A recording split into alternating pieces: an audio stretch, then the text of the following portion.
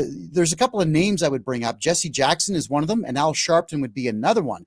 Could I get your thoughts on loud figures like that and the role they play in dividing people? Go ahead.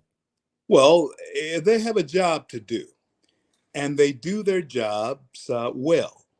In fact, they've done their jobs so well that over the last nearly 60 years, you have had the black vote voting Democrat. Why? Because Reverend Jesse Jackson and Reverend Al Sharpton told them to do that. And what was in it for the folks? Well, it was some free stuff. And I say this in speeches around the country, and I've said this around the world, actually. I've said this over in the Middle East. And the slave does not necessarily seek freedom. The slave seeks comfort. And the slave will trade his freedom for comfort.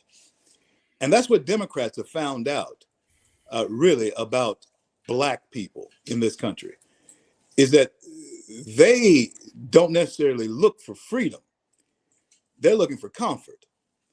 And so what the Democrats have done and what the Democrats do is give to them those things that they feel make them comfortable.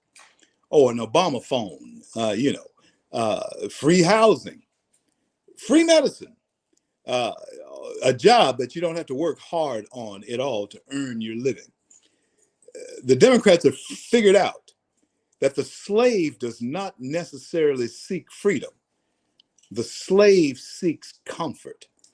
And so that is where we are being led to. And I think that's where Canada was led to as well. And so I look forward to the rest of this conversation, but that's what I have to say about those race hustlers like Al Sharpton, like Jesse Jackson, who know better.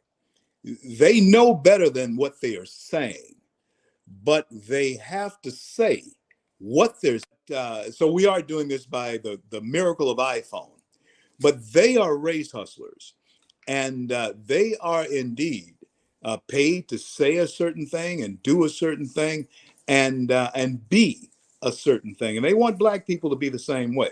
They want black people to talk alike, look alike, act alike, and say the same thing. Friend, that's not freedom. And wherever you are in the globe, wherever you are listening to me right now, I'm telling you that if in fact somebody else has to approve what you say, if somebody else has to approve what you do, then friend, that is not freedom. And so, but when you look at the Sharptons and you look at the Jacksons, the things they wanted black people to be were the same.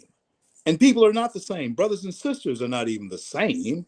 True. As far as that's concerned. So how in the world can you expect a group of people to be the same? That is ridiculous. And I agree.